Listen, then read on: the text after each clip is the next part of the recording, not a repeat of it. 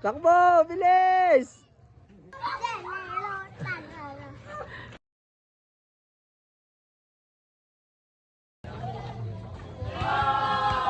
Ayan guys, for today's video vlog, gagawa nga pala kami ngayon ng saranggola. At dahil mainggiting kami, kaya kami napagawa na rin. Tinawag ko na nga pala si Idol Vincent. Ang tulungan kami sa paggagawa ng saranggola. Sana lumipad dito ng mataas kasi taas nung kaninang binidyuan ko. Dito ginupit na nga namin pala yung plastic. Nga pala namin alam kung anong klaseng saranggola gagawin namin. Mas maganda daw kasi ang uud-uudan kesa daw sa hugis diamond. Pero dahil diamond ang mas madaling gawin, yun ang gagawin natin. Papakahirap pa ba tayo sa iba? Dito na lang sa mas madali. Kaya agad ko nang kinortehan to na parang diamond at magawa na kaagad na parang saranggola. Dito katulong na natin si Ka Vincent nang matapos na kaagad natin yan. Dahil maggagabi na, baka hindi na makita yung saranggola natin. Kaya nga pala tayo gagawa ngayon ng saranggola. Dahil nakita ng aking anak na napakaganda ang lipad ng saranggola. Hindi naman natin pwedeng hindihan ng aking anak. Nung bata ako, yan din ang gusto kong gawin. At ayan, nakagawa na nga pala tayo ng hugis diamond. At dito agad kong pinakuha ng tingting na kaagad si Ka Vincent para malagyan na natin kaagad ng parang buto-buto itong ating saranggola. Buto-buto nga, ano nga ni? Aray ko, pakak. At ito nga pala yung hugis diamond na nagawa natin. Diyan nakakuha na rin sa agad ng tingting si Ka Vincent. Agad ko na kaagad nilapatan ng tingting ito. Nang matalian na kaagad ng sinulit. Habang ginagawa ko to, may mga manonood nga pala tayo dito.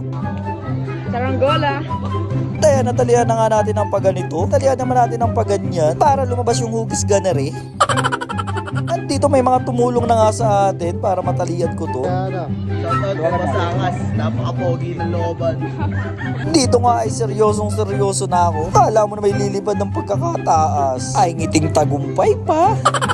Sa mga di nga pala nakakaalam sa paggagawa ng saranggola, dapat mahusay. Kasi kung di ka magaling maggawa ng saranggola, ay wala, di lilipad. Ay dito nga pala matapos itong saranggola natin. Kaya nagkukorteng diamond na nga. Lagi ko lang sinasabi ay sana'y lumipad ng mataas. At dito nga pala malapit na natin matapos yung saranggolang ginagawa natin. Kaya ako ngayon ay ngiting tagumpay. Saranggola!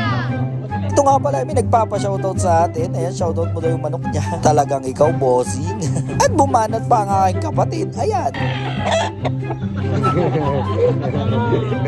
Dito, malapit na nga nating matapos yung saranggola.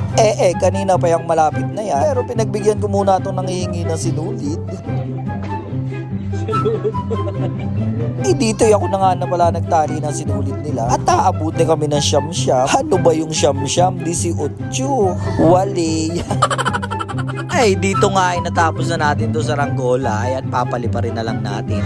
Pero para ngayon ay walang hangin. Ayan, tinetestingan ko pa. Hindi pala walang hangin, mahina ang hangin. At ayan, pinatalang ko nga kay Vincent. At ayan nga, dyan di natin mapalipad ng mataas. Kailangan natin ng malakas na electric fan. Hindi natin mapalipad ng mataas. Yan, pinabayaan na natin sa aking anak. Kasi gustong gusto rin ay magpalipad. Lai, ikaw na magpalipad ng mataas. Takbo! Bilis!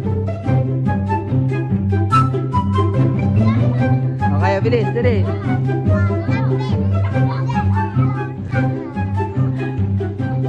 Ayan guys, hanggang dito na lang pala ang video na to. At salamat nga po pala sa mga sumusuporta sa ating vlog. Mas lalo pa natin pagbubutihan ng pagbablog. Kaya maraming salamat. At ako nga po pala si Streamboy, ang content creator ng Quezon. Thank you! Ayun po, mag-inyo